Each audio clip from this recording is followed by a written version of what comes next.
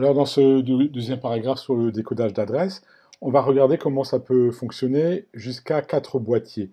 Mais pour traiter un exemple, parmi d'autres possibles, on va en fait regarder un décodage à 3 boîtiers. Et vous imaginerez sans difficulté comment il faudra modifier si on a réellement 4 boîtiers. Donc dans le memory map, on va mettre en, en bas, c'est-à-dire aux adresses basses, à partir de l'adresse 0000, une SRAM, une RAM statique de 16 kilooctets. Voilà, ici c'est le bloc en rouge pour contenir des variables.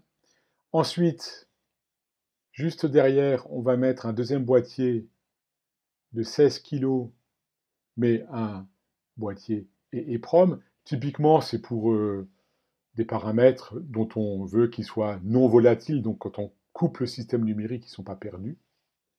Et enfin, pour finir, le memory map, on met un boîtier de 32 kilooctets du VPROM qui typiquement peut contenir le code, le logiciel à exécuter, typiquement dans un petit automatisme type machine à laver. On a 16 plus 16 plus 32, ça fait 64 kg, donc on sature complètement l'espace adressable vu du microprocesseur, il n'y aura pas moyen de mettre autre chose. On considère qu'on a toujours affaire à notre 6809, son bus d'adresse 16 bits, A15 à A0, son bus de données 8 bits, D7 à D0, et le signal read-write, mais qu'on ne traitera pas plus avant.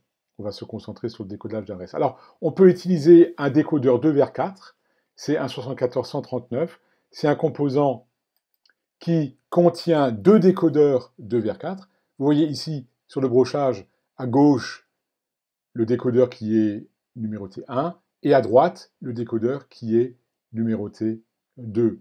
Donc, un signal de validation, G bar, les entrées de sélection ensuite, les entrées de sélection ici A et B. Donc, en fonction de l'état sur les entrées de sélection, une des 4 sorties, Y0, Y1, Y2, Y3, sera valide à 0, tandis que les autres seront à 1. Et là, vous voyez la table de vérité. Donc, lorsque le boîtier est validé, G bar est égal à L, vous avez une des sorties qui est validée sur les 4. Et là, vous avez ici le diagramme logique, les portes élémentaires. Vous reconnaissez peut-être les équations que nous avions vues au chapitre 5. Si vous voulez y consacrer un peu de temps, c'est toujours un bon exercice. Donc, comment ça continue? Alors, on va utiliser les 2 bits d'adresse haute A14 et A15 pour entrer sur les lignes les entrées de sélection du 7439. Donc, quand les deux adresses seront à 00, on sélectionnera le chip select RAM. Voilà, donc à 0, bien sûr, si un boîtier, c'est un signal en logique négative. Quand on aura 0,1 sur A15, A14, on sélectionnera les EPROM. Et pour l'UVPROM, comme c'est un décodeur 2 vers 4, eh ben, l'UVPROM sera sélectionné si l'une ou l'autre des lignes 3 et 4 en sortie sera valide. C'est donc un OU en bon français. Mais comme on est en logique négative, les signaux sont valides sur 0, un OU en logique négative, ça devient un ET. Parce que si vous avez 0 sur l'une quelconque de ces deux lignes, vous sélectionnez l'UVPROM. Je vous laisse réfléchir un peu à cette question. C'est le théorème de De Morgan qu'il y a derrière. C'est parce que les signaux chip select sont valides sur niveau bas que le OU en bon français devient un ET en logique en porte élémentaire. Ensuite, ici, on complète le schéma. Donc, la RAM et la EEPROM sont des boîtiers 16 kg. Donc, ils ont des bus d'adresse de A0 jusqu'à A13. Pourquoi? Parce que ça fait 14 bits d'adresse, et 2 puissance 14, c'est 16 000 et quelques. Donc, ça décolle bien les 16 kg de chacun des boîtiers. Donc, A13, A0 est envoyé en parallèle sur la RAM et les EEPROM. Le chip select RAM, évidemment, alimente la RAM, enfin, est connecté au chip select du boîtier RAM. Le bus A0, A13 est aussi envoyé en entrée de l'EEPROM, et le chip select EEPROM est envoyé sur le chip select ou enable de l'EEPROM. Alors pour l'UVPROM, elle a, elle, 32 kg de capacité, donc en entrée d'adresse, il faut A0 jusqu'à A14, 15 bits. parce que 2 puissance 15, ça fait 32 000 et quelques. Donc de A14 jusqu'à A0. Quant à A14 et A15, bah, ils alimentent les entrées de sélection de l'entrée du décodeur de vers 4. J'insiste, c'est un exemple, hein, il y aurait des variantes possibles. C'est un exemple où on veut décoder 3 boîtiers avec cette configuration-là. On peut regarder. Ah, bien sûr, ici, je n'ai pas encore complété, hein, mais le bus de données, ben lui, voilà, il est distribué en parallèle sur chacun des boîtiers. Et vous savez, vous avez bien compris qu'on évite les conflits de bus. Parce qu'encore une fois, ça peut paraître étrange de connecter le bus de données comme ça en parallèle, sans précaution. C'est parce que tous les boîtiers sont en technologie dite 3 états. Seul celui qui a son type select ou enable valide présente sur ses broches l'état de sa case. Et les autres, tout se passe comme s'ils étaient carrément déconnectés du circuit. Donc, je répète, c'est important, la logique 3 états permet de faire la connexion ou l'interconnexion de tous les bus de données entre eux. Du point de vue des adresses, on va ici représenter les 16 bits du bus du microprocesseur de A15 jusqu'à A0 en représentant les premiers, mais ensuite, bien, vous comprenez évidemment qu'il faut faire ça de façon un peu synthétique. Voilà.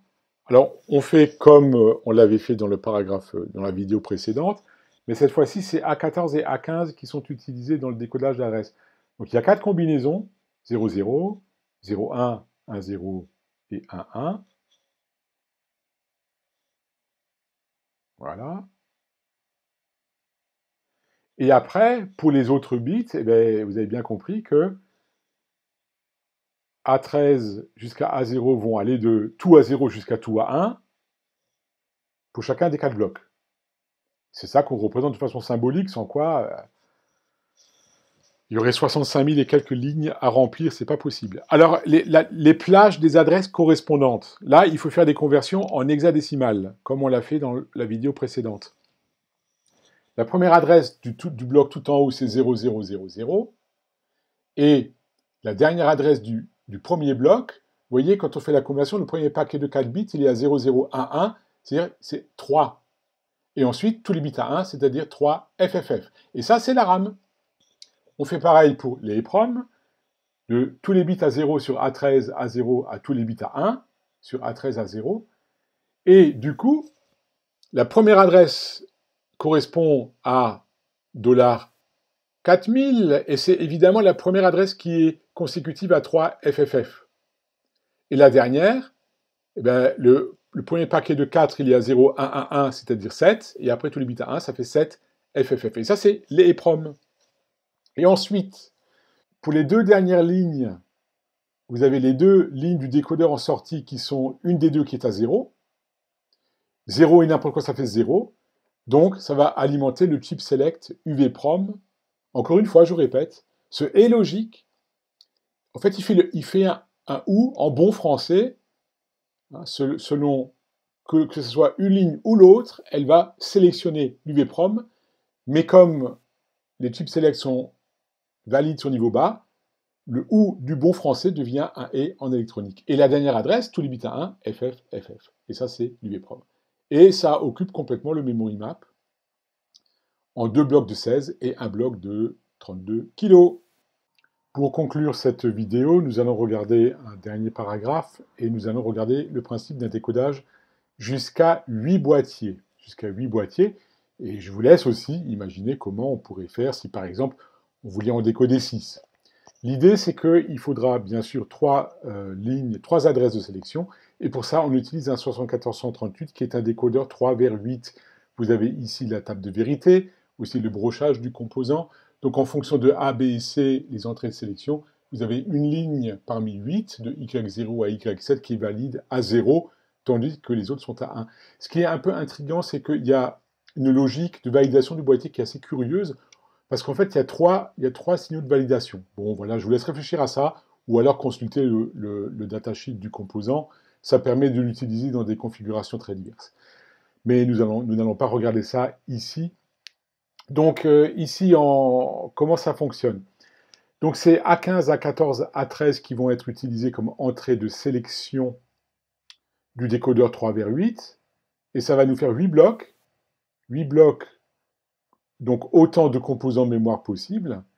Et les adresses à l'intérieur de chacun de ces 8 boîtiers sont données par l'étendue A12 jusqu'à A0. C'est vraiment un principe simple. Évidemment, les 8 blocs vont avoir les mêmes capacités de 8 kg, parce que 8 x 8, ça fait 64 kg. Donc, on ne va pas trop détailler, parce que je pense que vous en avez compris le principe de façon relativement, disons, intuitive. Donc, on représente ici les 8 combinaisons sur les 3 entrées de sélection qui sont connectées à, respectivement, A15, A14 et A13, de tout à 0 jusqu'à tout à 1. Et ensuite, pour chacun de ces 8 blocs, on met synthétiquement la dynamique sur les bits d'adresse de A12 à A0, de tout à 0 jusqu'à tout à 1. Et on regarde les plages d'adresse correspondantes. Donc, pour le tout premier bloc, ça fait 0000 jusqu'à 1 FFF, parce que le premier paquet de 4, quand on fait la conversion hexadécimale, le premier paquet de 4 est à 1, et ensuite que des bits à 1. Et ensuite, le principe est simple. En fait, comme ces 8 blocs ont des adresses contiguës, la première adresse d'un bloc, c'est juste c'est la dernière adresse du bloc précédent plus 1. Et pour avoir la dernière adresse d'un bloc, il faut faire sa première adresse plus 1 FFF. Et vous voyez que si vous faites ça, faites-le à la main, sur une feuille blanche, c'est un bon exercice. Vous verrez que le dernier bloc aura comme adresse, comme dynamique, de $E000 jusqu'à $FFFF. Et là, on a nos 8 blocs de 8 kg qui font 64 kg, qui est l'espace adressable par le microprocesseur.